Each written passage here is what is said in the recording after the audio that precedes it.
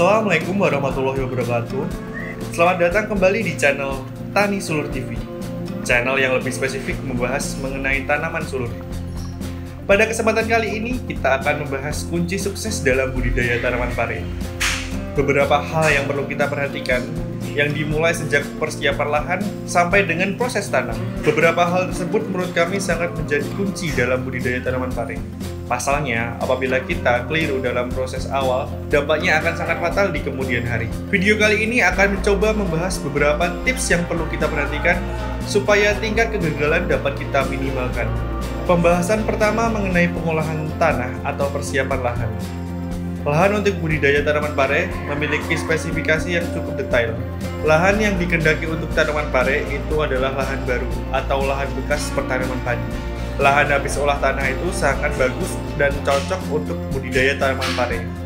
Pasalnya, pertumbuhan yang sangat cepat menghendaki tanah dalam kondisi gembur dan itu sangat mendukung apabila bekas tanaman padi. Kemudian, apakah tidak bisa menggunakan lahan bekas? Tentu saja bisa, hanya saja pertumbuhannya tidak seoptimal kalau habis tanam padi atau dalam artian tanah gembur dan lembab. Jadi, poin yang kedua yang paling dikehendaki untuk tanaman pare, untuk tanahnya itu harus dalam kondisi lembab. Jadi tidak terlalu basah namun juga tidak terlalu kering. Karena seperti yang kita ketahui, sebagian besar penyusun tubuhnya, baik tanaman, daun, batang maupun buahnya, itu didominasi oleh air. Sehingga tips yang tepat menurut kami adalah bedengannya agak sedikit ditinggikan, yaitu sekitar 50 cm, tetapi pada bagian-bagian parit itu ada air yang mengalir. Pada intinya, usahakan tanah dalam kondisi lembab atau ada air, namun tidak terlalu jenuh dengan air. Kemudian, pupuk dasar yang baik untuk tanaman pare itu menggunakan pupuk kandang, kemudian ditambah dengan pupuk kimia yang mengandung unsur NPK. Hanya saja untuk pH tanah perlu sangat diperhatikan, karena tanaman pare akan tumbuh dengan baik pada pH kisaran lebih dari 6. Nah, untuk pH tanah silakan bisa sahabat petani semua sesuaikan. Apabila kurang, bisa ditambah menggunakan dolomit. Kemudian, kalau lebih bisa diturunkan. Tetapi, kalau masih dalam angka 6-7, menurut kami itu masih sangat cocok untuk budidaya tanaman pare. Jika tadi sudah kita sampaikan mengenai pengolahan tanah, kemudian tentang pemupukan atau pupuk dasarnya, kemudian hal yang perlu diperhatikan lagi itu terkait dengan jarak tanam dalam budidaya tanaman pare. Jarak tanam sangat memiliki peran yang sangat penting, di antaranya pengaruh terhadap kelembapan. Semakin lembab, maka resiko tanaman terserang penyakit itu akan semakin tinggi. Maka dari itu, jarak untuk tanaman pare sangat perlu diperhatikan. Jarak tanaman yang ideal untuk tanaman pare menggunakan sistem satu lajur atau satu baris bisa digunakan dengan jarak sekitar 1 meter. Apabila menggunakan dua baris, bisa menggunakan sekitar 120 cm, kemudian ke sampingnya bisa menggunakan 50 cm. Seperti yang kita ketahui bahwa daun untuk tanaman sulur seperti ini daunnya lumayan lebar dan ketebalannya lumayan tipis. Apabila kita tidak siasati dari awal dengan kelembapan yang sangat tinggi, itu akan sangat riskan. Tanaman akan terserang patogen penyakit, khususnya dari kalangan jamur dan bakteri. Kelembapan tidak hanya sampai di situ. Kita perlu melakukan perempelan atau pengurangan tunas air untuk pengurangan daun. Manfaatnya adalah untuk mendistribusikan nutrisi pada bagian bawah sampai pada bagian atas. Semakin banyak tunas air yang ada pada bagian batang utama, biasanya tanaman akan susah untuk menyalurkan nutrisi dari sistem perakaran. Maka dari itu, perlu dilakukan sistem perempelan untuk mengurangi tunas air pada bagian bawah. Untuk ketinggian atau batas melakukan perempelan bisa sekitar 1 meter atau lebih. Bisa kita sesuaikan dengan kondisi tanaman dan kondisi cuaca yang semakin tinggi. Untuk ketinggian atau batas melakukan perempelan bisa sekitar 1 meter atau lebih. Bisa kita sesuaikan dengan kondisi tanaman dan kondisi cuaca. Semakin tinggi intensitas hujannya, maka semakin disarankan untuk melakukan sistem perempelan. Sebisa mungkin sampai di atas sekitar 1 meter. Manfaatnya adalah untuk sirkulasi udara menjadi lebih lancar dan nutrisi bisa tersalurkan dengan optimal.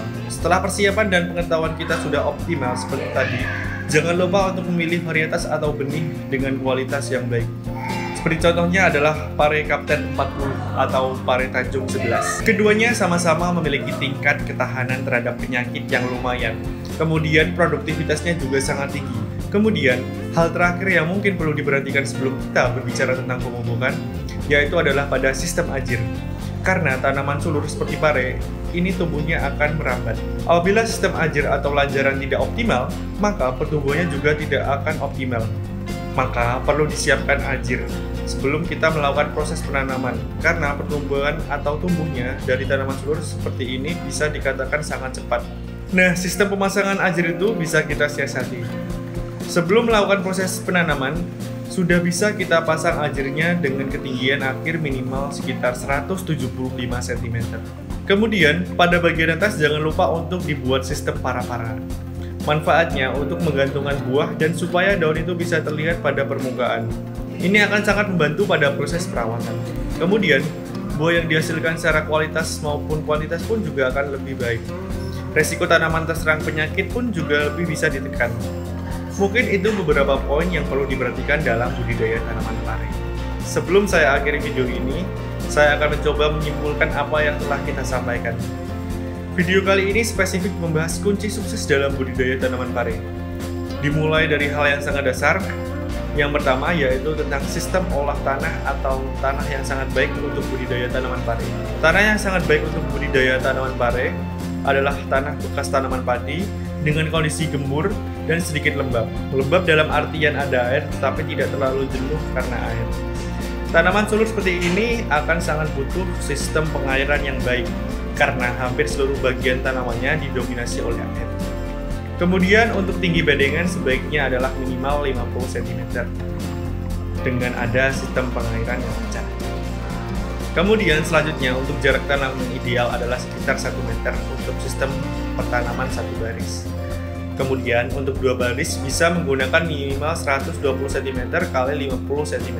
Pemilihan benih menjadi salah satu kunci dalam budidaya tanaman pare.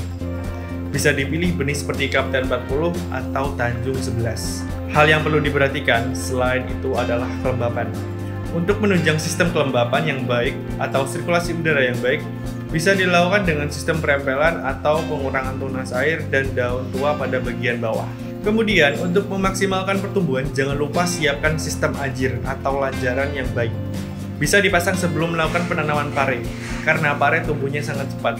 Apabila telat dalam pemberian ajir, biasanya tanaman pare kurang dapat tumbuh dengan normal. Kemudian, untuk ajir, baiknya bisa digunakan dengan ketinggian minimal 175 cm, dengan pada bagian atas dibuat sistem para-para. Sistem para-para seperti ini, nantinya buah yang dihasilkan secara kualitas maupun kuantitas biasanya akan lebih meningkat dan lebih baik. Demikian yang dapat kami sampaikan, semoga video ini bermanfaat. Apabila video ini bermanfaat, jangan lupa klik like, komen, share, dan subscribe channel ini supaya lebih dapat bermanfaat lagi dan lebih banyak orang yang mendapatkan manfaat dari adanya channel ini. Terima kasih, salam tani seluruh Indonesia. Wassalamualaikum warahmatullahi wabarakatuh.